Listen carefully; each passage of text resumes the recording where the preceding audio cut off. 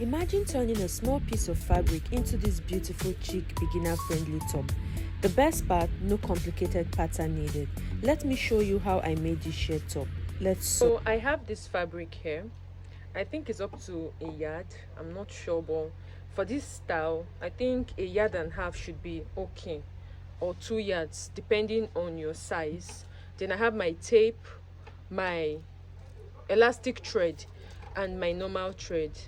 So I'm going to be showing you the difference. So you can see this normal thread. This normal thread is the thread that we use to sew. This is the one that is always on the spool on top of the sewing machine. You can see it's not elastic, it's not drawing. Then I also have this other thread which is elastic. You can see this is it. So I think there is black and white. Those are the only two colors I've seen, but I guess that there are other colors of this thread, but I haven't come across that yet. But I think, okay, yes, I think I have come across the red one. So I have already cut out my fabric and I'm going to be explaining. I didn't want the video to be long, so that is why I decided to do this. So let me explain. So the first thing is to get the width of the fabric, that is from here to this part, or you can say the fabric to fold, whichever you call it. Hip circumference divided by 4 plus 5. So what I have here on this part, from this end to this end, mind you, this part is on a fold, you can see, And this other part is open. I have two pieces here is because this is the front and I also have the back. So for the width of the fabric, or the fabric to fold, my hip circumference I'm working with is 45, and you say 45 divided by 4 plus 5 inches. So 45 divided by 4 would give me 11 inches, plus 5 inches, that is going to be about 1 2 3 4 5, that will be about 16. So if you check here, I have about 16 inches. That is for the width. To get the length of the top, first mark out 1 inches from the top of the fabric. So I came down by 1 inches from the top of my fabric. Then I extended the lines. So I extended my lines. That's what you're seeing here. So I'm going to be placing my tape on this part to take out my desired off shoulder length, and I'm working with 6 inches. So you can use 5 inches, you can use, let's just say you can use 5 inches to about maybe 6.5 or 7 inches. It depends on how modest you want it to be. This is what I did. You see your 6 inches here, I placed it here, and I marked out my half length, and the half length I'm working with a half length of 18 inches. So I marked my 18 inches here, and I'm going to also repeat that like this here. So this is my half length. My tape still on my 6 inches. This is my half length, which is 18 inches. Then I added 4 more inches, that is 1 2 3 4. So I added 4 more inches to 18. That makes it about 22 inches. So that is the full length. So let me summarize it again. To get the width of your fabric, to get the width of fabric to fold, you say your hip circumference divided by 4 plus 5 inches. That is for this part here. That's the horizontal. Then for the vertical measurements, you would first of all come down by 1 inches here. Now this 1 inches is going to be for our folding allowance, because we're going to be folding these parts half an inch, then further fold it into half an inch. So that is why we came down by this 1 inch. Then from this 1 inch, I'll extend my tape to my off shoulder point, that is the off shoulder length, how I want my off shoulder to drop. Let me just put it like that. I'm using 6, so you can use 5.5, you can use 5, you can use 7 inches. So mine, I'm using 6. Then from this 6, I place my tape here, just as you can see. Then I'll come down by my half length, which is 18 inches, which I have marked out here. Then I'm going to add 4 inches to that. So why I'm adding 4 inches extra is because it is a smoky or a shirred outfit. After sharing it, it will reduce in length, obviously. So that is just basically all for the measurements. You can see it's just a simple top. It's a very simple top to make. So this is it. So I have two pieces here. I have this one for the front, and I also have this one too for the back. So you just, if you had cut only the front, you just place this front on another fabric like this, making sure that they are equal. They are very, very equal. You place them like this. You can use your pin to pin them down, making sure that they are equal. One part shouldn't be longer than one part or shorter than one part. Everything should be equal. After that, we're going to be marking out our spacing, that is the shirring spacing.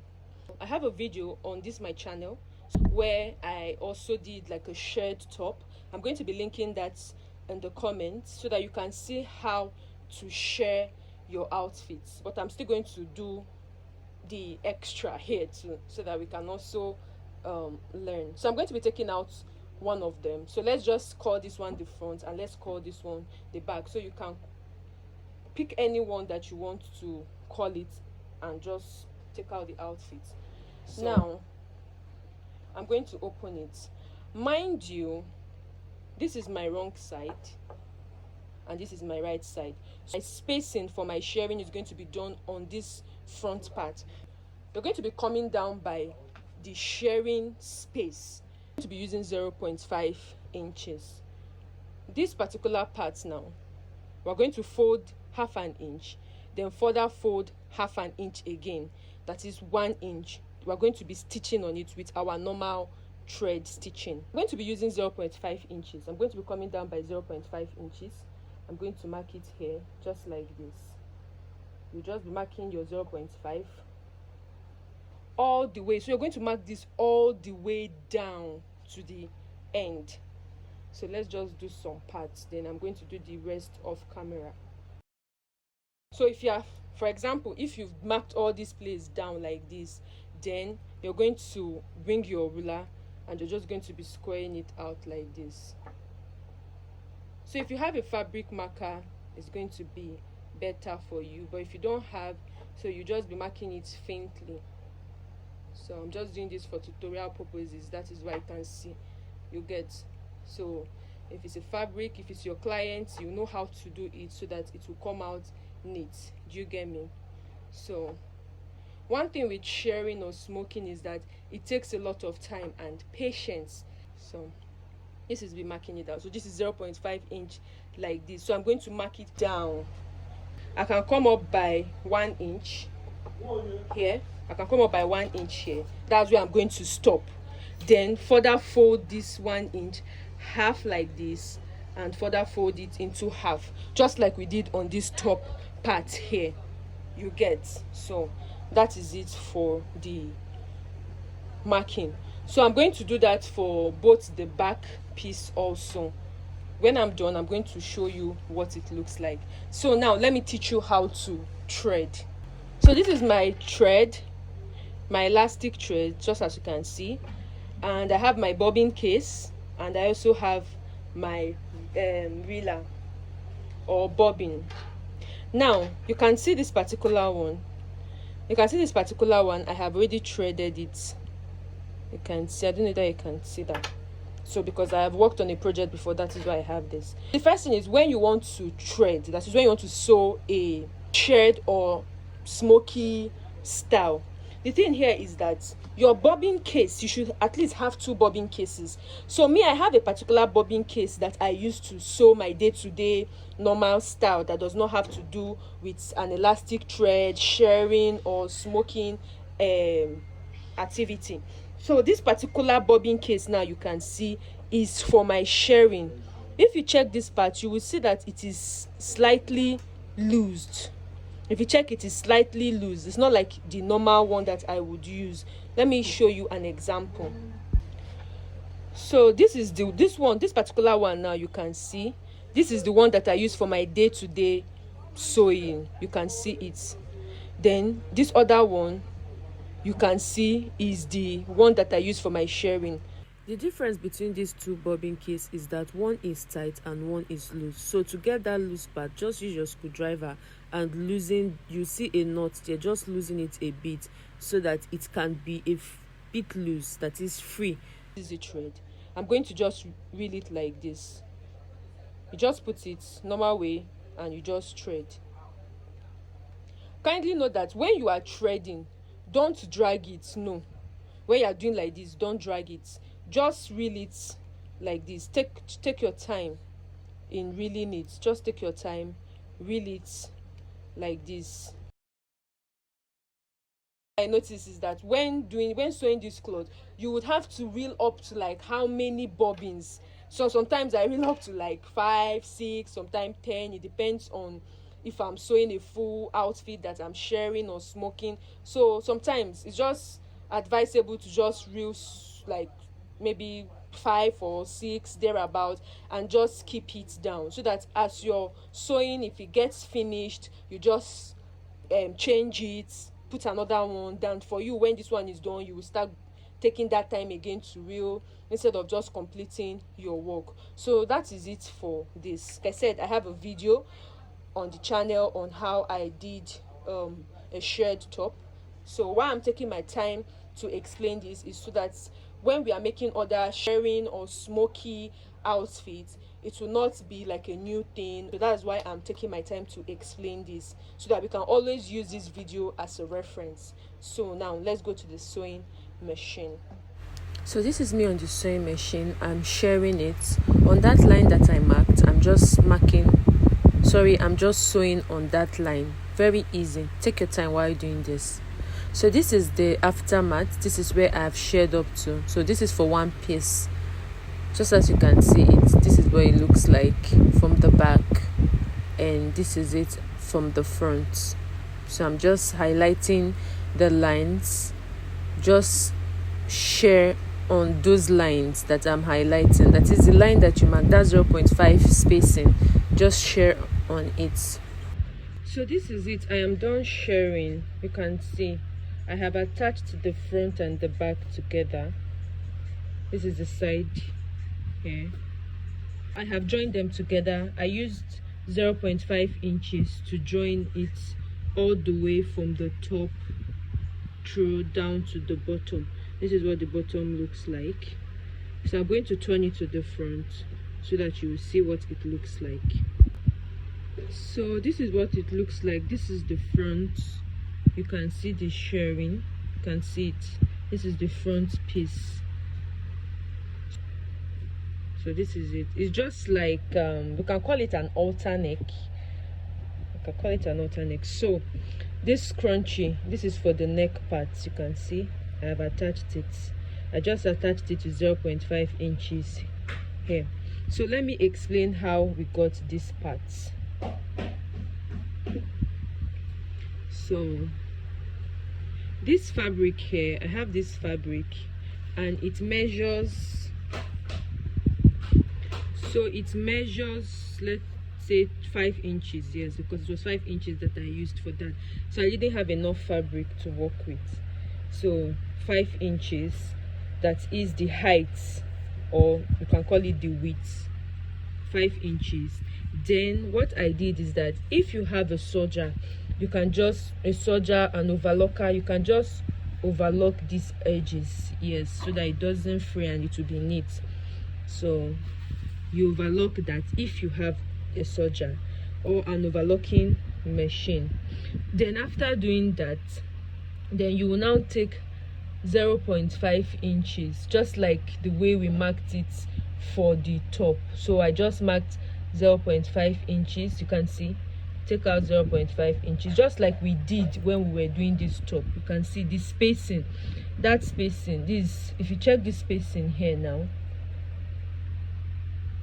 you would see it's 0.5. So the same thing, you're going to mark it 0.5 spacing all the way down. So after you've done that, then you're going to now go to the sewing machine and you're going to smoke it or share it, just like we did for this particular one. So after doing that, you will attach it. So for the height, I said it's 0.5. Then for the length, that is from the length,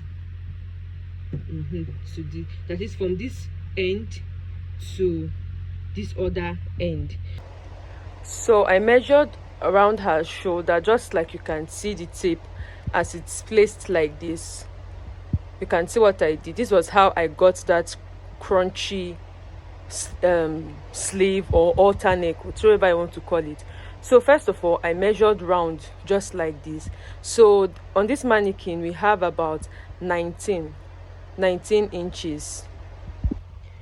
Then for my client, hers was about 23, round like that was about 23. So I measured it, that is from this part here all the way to this part. So I had about 23 plus I added up to like say 10 inches. You can add maybe 10 or 11 depending, because of the effect, that is to get that much gather. So I added about 10 to 11. If the person is on a bigger side, you need to add more, you get. So after doing that, then I took my 0.5 spacing just like this, as I've explained earlier. Then I did my shirring. When I talk about shirring, I'm talking about these things. Yes, I did my shirring. After doing my shirring, then I attached it. So how did I attach it? From this part here, I don't know that you can see the joining here. From this joining here, so I measured out 3 inches. Then I put the first one here. Then I used 0.5 inches to attach it here.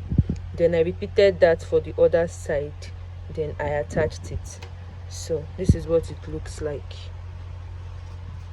So if you have any question, please just ask me in the comment section and I'll explain better. So this is what it looks like after attaching it now.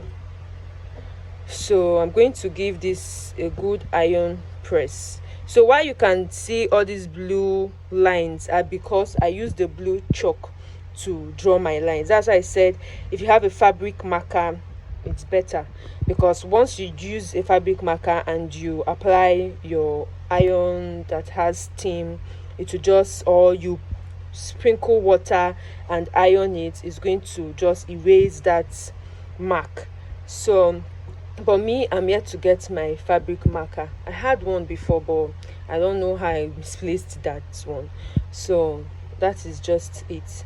So it's basically simple. Like, this is a very, very simple top to make. So it is chic, it is elegant, it is Gen Z. So that's just it. So something you can wear lounging, partying. It depends. One thing with outfit is just how you style it. So I'm just going to give this a very good iron press, and I'm going to take it to the mannequin and show you what it looks like.